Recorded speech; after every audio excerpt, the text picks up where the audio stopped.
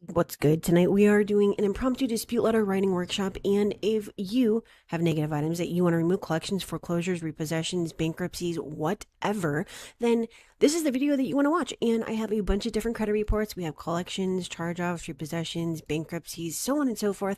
So what you are looking for is going to be in this video, and it's going to be covered. And at the end, I'm going to show you how this can also work using factual based disputes with Live Letter, which is a Google Sheets tool that I created just for you, as well as introducing you to my brand new credit repair suite. And this is a credit repair software, and it does actually import Identity IQ credit reports, right? So that launch is going to be coming very, very, very soon. I do have a contact request here for that, and you're going to get the links down in the description to that. But we're going to go and get started. We have, like I said, a bunch of different credit reports, and obviously the first thing that we want to do, and let me just get rid of this thing right here in my automation. Okay, so the first thing that we're going to do is we're going to put our information on here. You know that part, so let's just go and put that on here already. So we have name. If I could put my fingers where they're supposed to go on my keyboard, just 1 second. We have name, address, we have social and date of birth, and then obviously we're going to skip a line. We're going to put the date, and yes, you are putting today's date. Don't fight with me about backdating.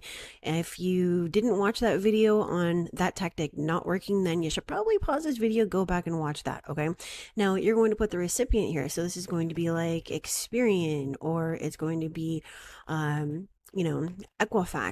Now if you don't know why I have that automatically popping up, you're going to want to watch my workshop coming out for the time machine. Okay, now let's get rid of Equifax and TransUnion. We're going to leave Experian on here, but it's going to be whoever the recipient is.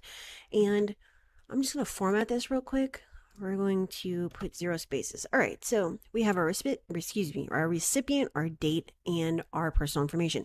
Now, pausing there, you don't only need to have your personal information, you also need to have copies of your actual identification, right? We've already gone over this. These are the basics, right? You're going to have to provide your identification, such as driver's license, state ID, military, passport. You also are going to want to provide a copy of your proof of address, like utility bill, cell phone bill, voter's registration, so on and so forth, and a copy of your social. Now, why would you want to provide that? Well, remember that the bureaus are in the business of stopping you from getting results, because this is how they make money, right? So you don't want to give them that extra leverage to just send you a stall tactic and say that you did not provide the required documentation. All right, now the first thing that we want to do is we want to write our first paragraph, and I'm going to make this really, really simple. I already have one saved as an automation, so let's do independent, if I could spell correctly, independent investigation.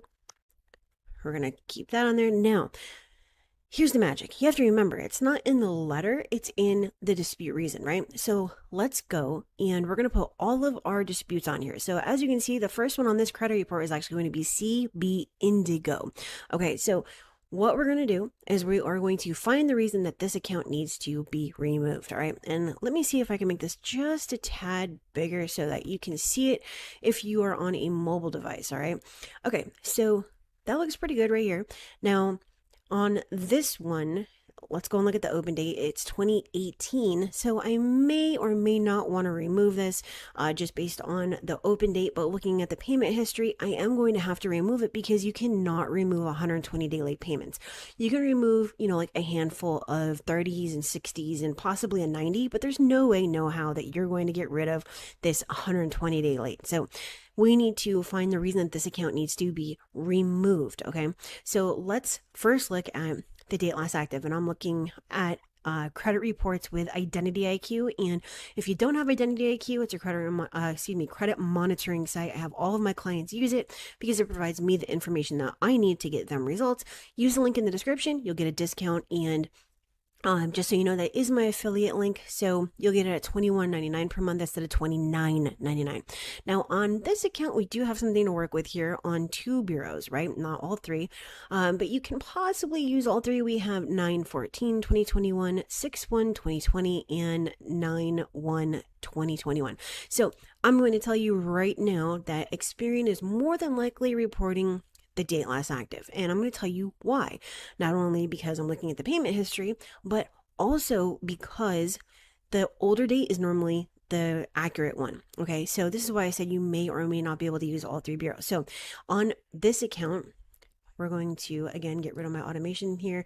We're going to say for CB Indigo, and you're just going to put the creditor name. You're going to put the account number. So you're going to put the entire account number the way that you see it on there. You do not need to put any X's on there or anything like that or stars. We are going to say delete this account because the date last active is reported with 3 different dates. And then we are going to put Experian 6/1/2020. And then this is what factual disputes means, right? We're taking that information directly off the credit report. We're not coming up with anything. We're not pulling stuff out of a hat. We are literally using the actual evidence that we have available to us, okay? The same as an attorney would in a court of law, okay? So that is all you have to do for that account. Now, why am I choosing this? Because it has the biggest impact, okay? So if you don't know what that means, you may want to go look at my videos on the hierarchy, right? Because we have certain things that are more important than others, such as date last active versus open date, right? Okay, so now my second follow-up dispute reason, just so you know for planning purposes, would be date of last payment. We have 9/8/2021, 7/5/2021, and 9/1/2021. Okay. You can also go after the payment history. Okay. And there's one more thing that you can go after here. Actually, no, I'm going to leave that because it's open and it's not closed. So for payment history, you can look at November 2019. We have OK 30, and then we have a little bit of a convoluted history here between December 2019 and February 2020. So I'm not going to spend that much time on the rest of them, but I wanted to point out what it is that we're doing. Now on this account, we are going to update it, okay? So again, we are going to put creditor name, which is going to be Boeing, Boeing ECU, put the account number 2010220, and we are going to say, let's go check it out. We're going to choose the oldest late payment, which is October 2019, and we're very simply going to force them to remove the account by inability to legally verify late payment. I'm going to say force them very simply because there's no way to legally verify late payment without them actually furnishing a copy of the data furnisher's bank statement, and they're never going to provide that information to you. So that is why you cannot legally verify a late payment. This says October 2019 is reported as late, and this is inaccurate. Update this account to paid on time, never late, for payment history and accuracy. Very simple, okay? We're not putting any magic numbers and dates and laws and all that kind of stuff, okay? Let's go down. I don't want to waste any time here. Okay, so Telecom self-reported. Now, just so you know, sometimes, most of the time, these actually report as collections. This one, for whatever reason, I don't know what it is, but look, I'm going to prove it to you right here. Account type detail. It says unknown credit extension review or collection. This does not report as a positive account. It looks positive. You put it on there because it's supposed to be positive, but this word right here actually makes it show up as a collection on your credit report, and it's going to work against you with your credit score. Okay. So for Telecom, I use the same reason all the time for Telecom, just so you know. We're going to say Telecom self-reported. Then you're going to put that really long, what do you call it? The account number 9082198F. We're going to leave it at that. This is not a collection. And then we're going to say, please update this account type or status to paid on time. Super simple, and if there are multiple ones, normally there are at least 2 of them, you're just going to duplicate it, okay? So nothing special on that. Same thing for utility self-reported. As you can see, it says unknown credit extension review or collection. Do the same thing. Let's go down to the next one. This one is good. This one is good. These are good. We are only disputing our negative accounts on here. So let's go down to Credence RM. This is a regular collection. And you're going to use the validation of debt as well as dispute this with the bureaus as unknown and force them. And again, I'm using the word force because I'm not going to be able to force them to provide documentation that proves ownership of this account. Now, this reports as a collection charge-off. It is not a charge-off. It is actually a collection. So this account is unknown. Delete. Now, you can also say remove this unverified account, right? Okay. Now, the next account is not a regular collection. This is actually a debt buyer right here, Midland. So this has to be disputed a very specific way because we are not disputing directly with them. So for Midland, 30496, we are going to look at the date last active right here. Look at that. Date last active. We have two different dates. So on this one, as I mentioned, we're going to use date last active. So let's go back over to our letter, and we are very simply going to say delete for inaccurate date last active and add those dates in. So remove this account for date last active inaccuracy. TransUnion report 9/14/2021 and Experian 5/1/2020. Okay, so for national credit systems, this is going to be disputed the same way as credence because it is a regular collection. Same with consumer adjusters, adjustments, whatever. Credit management, same thing. Portfolio is going to be disputed the same way as Midland. We are going to look for the inaccuracy on here, and we have 8/29/2021 and 5/1/2018 in the date last active. Your next one would possibly be date last reported because this was actually disputed in September. They didn't update it with TransUnion, which means that it wasn't disputed or investigated, excuse me. All right, Grim collection is going to be the same thing as the other regular collections. And then this one is positive, this one is negative. So let's go and look at this one. So something jumps off the page here. Two different things. If you look at date last active, we have 1/2020, 1/2020, and 11/2019. And then if you look at the payment history, we have all of these charge off, right? So there shouldn't be anything after this account was closed. It looks like this account was closed January 2020. So we are going to dispute that as such. Now, reporting charge off is activity on this account. Okay, it's basically saying that you were late because there was a balance up until actually there still is a balance. Now this is why you're going to see all these charge offs reported here. It's very simply because there is a balance. If there were if this account had been paid, you would not be seeing that. So we're going to go and add this in, and it is FNWSEOPPLNS, and it is LA1, I think that's an I, 0090. Let's do something as simple as disputing. Let's go up to charge off because we already have a couple of them with the date last active. So stop reporting this account because let's see, we have basically 2 years, right? 2 years of charge off reported in the payment history. There, if I could spell correctly, there should be no activity after this account was closed in January of 2020.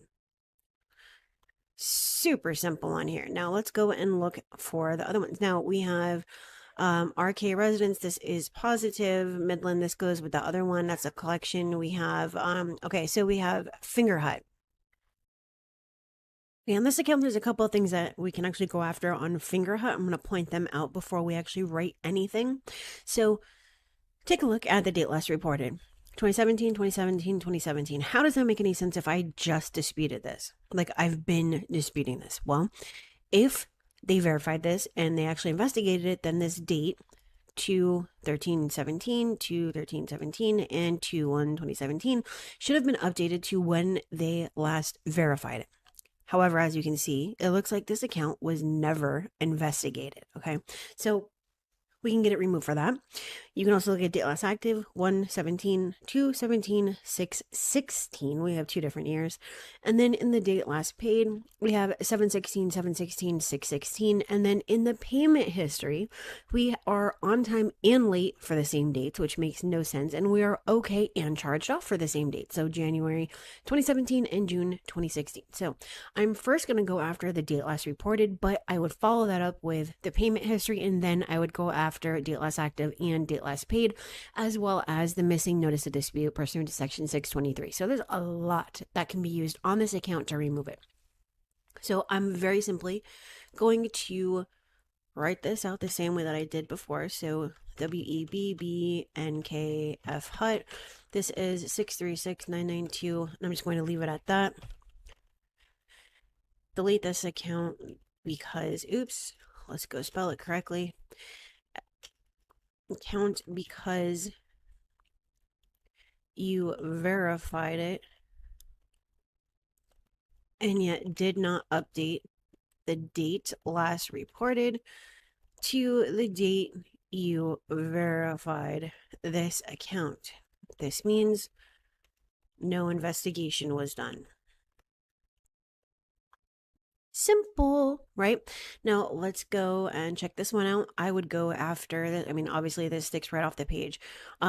I'm seeing what I am going to use, but you can go after all of these charge offs here. You can go after the date last paid, 1/2020, 1/2020, 10/2016. You can go after the high balance 21,666, 21,666, 15,319, and you can go after date last active 1/31/17, 1/1/2020, and 10/1/2016. Now, because there are 3 different years, I'm going to use date last active. I would follow that up with the high balance, and then I would go after all of these charge offs listed for 2 straight years. Okay, so we're going to go write it, and our dispute reason is very simply going to be flagship credit, and this is 9306310. Stop reporting this account because the date last active shows 3 different months, days, and years. And then you're going to go and put those dates in here, the same that we did earlier, right? Dates. So Equifax shows, Experian shows, TransUnion shows. Okay. Now, this report actually has quite a bit on it, so we may not even have to look at the other ones. This one's good. This one is bad. First Premier. This is going to be basically the same. So we have 2 different months in the date last active. We have 2 different months in the date last paid. We have 2 years showing charge off, charge off, charge off. And the date last reported does show the same month. So that means we are going to go after the date of last activity. Okay. Now, just because we haven't used it yet, we're actually going to go after date last paid. So this is First Premier 517800. I don't bother putting the entire thing. Normally there are 2 First Premier accounts, so if there are, they're both going to be reported like this. Delete this account because the date of last payment reports 3 different dates, and then again you're going to enter in the dates there. Okay, now I am going to go and add multiple clients on this one letter. Obviously, you would not do that in real life. You would very simply say, you know, please send me a new credit report detailing the requested changes for inaccuracy. And then you would put your name. I mean, it's really, really, really as simple as that. But let's go and check out these other reports, and we are going to put any additional accounts right below here. Now, I'm probably not going to go that far into the other ones because, like I said, we did kind of cover everything on there except for public records. So we have portfolio recovery. We already did debt buyer. We're going to make this a little bit bigger. portfolio recovery, Calvary, and these are disputed the same way. ERC is a regular collection. You're going to dispute that using validation of debt, and that's enhanced recovery. Portfolio recovery is the same thing. This is canceled by credit guarantor. Okay, so far so good. All right, so let's go and dispute this one. This is going to be JPMCB card. Let's go add them in real quick.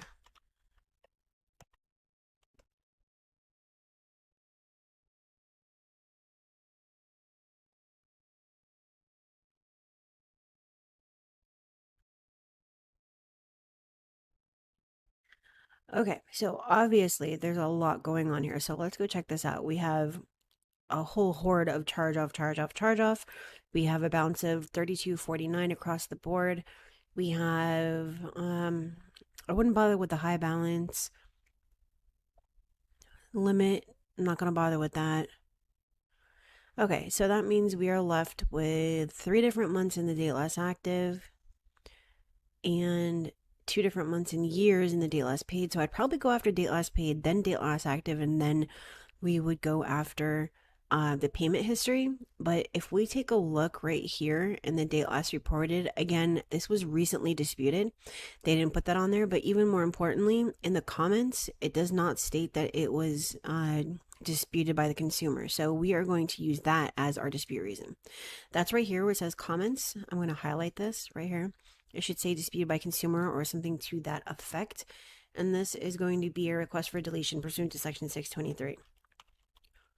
So we're going to ask for a deletion. So delete this account for failure to enter the required notice of dispute pursuant to section 623, which was, or that was supposed to be entered within 30 days of receipt of my first dispute. Now you can simplify this and say delete this account for failure to enter the notice of dispute. Okay, so someone actually asked this on in the comments on one of my recent videos. How do you write a request for removal for the notice of dispute? That's exactly how you would write it. Okay, so we have another charge off down here. And I am going to use the payment history on this very simply because it shows okay while also being charged off. So the way that you would handle this is Equifax has a tendency on non-Equifax reports to report as okay, even though it is not. So we can use this to basically state that the account is reported inaccurately and then get it removed. Okay, so let's go and dispute CCB Ulta, and this is 57809. This is probably going to be the last one on here, and I am going to show you how to dispute a bankruptcy, though. So we're going to say delete this account because each bureau reports different payment history. And this is where you're actually going to put in the different dates. So Equifax reports this while Experian reports this, so on and so forth. Okay, so now let's say that you had a bankruptcy. I'm not sure if I have any that do have bankruptcies. Let's go down here and check. All right, public information, no,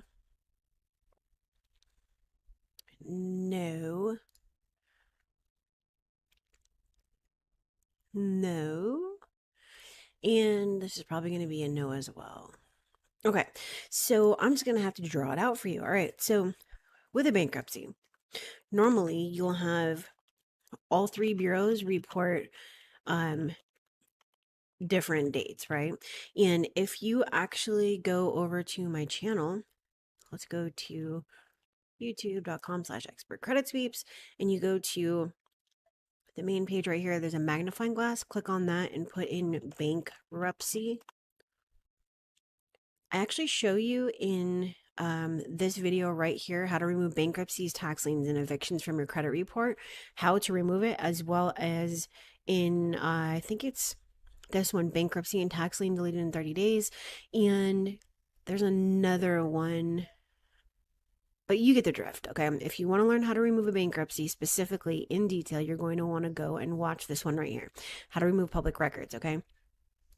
Okay, so what we're going to do is we are going to pretend that we have 3 different dates and or court names, okay? Because that's normally the way that it works.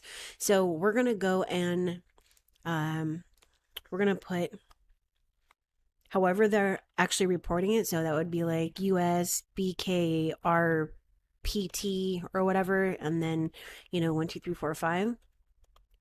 So you're going to very simply state, delete this bankruptcy because it does not report the accurate name of the court. Okay, so it's actually required for it to be reported as US Bankruptcy Court, City, State. In other words, US Bankruptcy Court, Fremont, California. Okay. Anything other than that, like Dist Court or US BK RPTCT or federal court or anything along those lines, even just US bankruptcy court, is going to be inaccurate. And yes, I know I spelled that wrong. Whatever, you get the drift, okay? So it should only report this way. Anything else outside of that is going to be wrong, okay? So that was our factual disputes for credit sweeps on how to write dispute letters, taking the information directly from your credit report. Now, if you don't know how to construct your dispute reasons the right way, or you need help, then go down into the description, click on a link to pull up Live Letter. Okay, this is a Google Sheets tool that I created that has a lot of cool stuff. I mean, I just totally got tongue tied. But anyways, you have your CRM right here. You have the help desk where you can find the tutorials, and you're just going to add your clients in. You're going to choose what type of letter you want to create, like Equifax, Experian, TransUnion. It's going to, do some magic. You can put in there, Identity IQ, My Score IQ, Smart Credit, login details. You can even clear the boxes on here in case, like when you can only have one letter checked per client, or excuse me, at a time. So if I'm working on this person, then I want to, click on their boxes so it shows up on the print page, because otherwise it won't. You can use this automation right here and clear those boxes. Now on the options page, it's really simple. You can either paste in your own letter. You can use one of the 80 or so letters that are built in. And in the upgraded version, there's like 270 of them. And then you would go and you write in your disputes. And we actually can automate for round 1. And then on any future round, we can automate rounds 2, 3, 4, 5, 6, 7, 8, 9, 10, 11, 12 based on what we had in our previous round, right? And that is just using these boxes right here. It's super, super simple.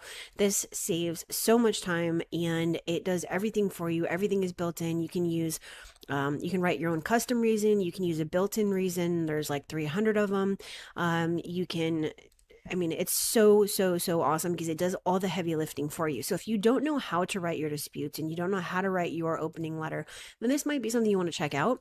And then, like I said, I am going to introduce you for the first time to the credit repair suite that I created with my developer friend. And we've been working on it since March. It was a very expensive project for me because I know how to build the app, but I don't know how to do all of that extra back end stuff like writing how to import, Identity IQ credit reports. So you can import CSV data here. So if you are using like Client Dispute Manager and you want to import all your clients, you can actually do that. Now I'm in the admin dashboard, but it's really, really simple. So this is actually going to be available probably for beta in like 2 weeks, but that's what I have this form here. Like I said, you just go down in the description and click on this, or you can use the QR code right here and pull it up to let me know that you're interested. But anyways, There's a ton of dispute reasons that are available on here. There's a ton of dispute letters to choose from. You can add your own. There's a creditor vault, the master print page tasks. We're working on automations right now.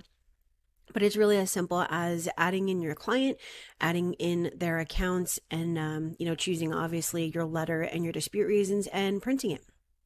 Now, the cool thing about this and what makes this different is, like I said, it imports the credit report. So you would go to your client and I already have one in here, but anyways, you would go to your client, you would import their credit report, and you can run an analysis on it. So not only will it import the credit report for you, and you know it'll tell you all of the accounts that are negative, like collections and charge-offs and late payments and whatnot, but it'll run the analysis report for you so that you can determine what's inaccurate about it, and then you would import those records. So this is really, really awesome. I am going to make this actually dark mode. I don't really like the white, but this is just because I'm still working on it right now. But if you are interested in this, and like I said, it's not done right now. I mean, it's totally functional, but I still think there's a couple more things that need to be added into this. Then use the link in the description. Go here. This will have a monthly fee attached to it. It is not free for me, so it's not going to be free on the monthly for you. It's probably going to be somewhere around 70 or so per month, which is still 50% less than everybody else charges. All right. So, anyways, if you have issues with creating the right letters and getting results and managing your clients and all of that, then head over, fill this out, and you'll go into my contact list for the credit suite. Otherwise, live letter is already available. It's been available for a couple of months. That'll do all the heavy lifting for you. And if you don't want to do any of this stuff and you would rather see if I can do the credit sweep for you, then head over to my740.com, schedule a call with me, and I will see if I can help. But for right now, I hope you have a wonderful evening, have a great weekend,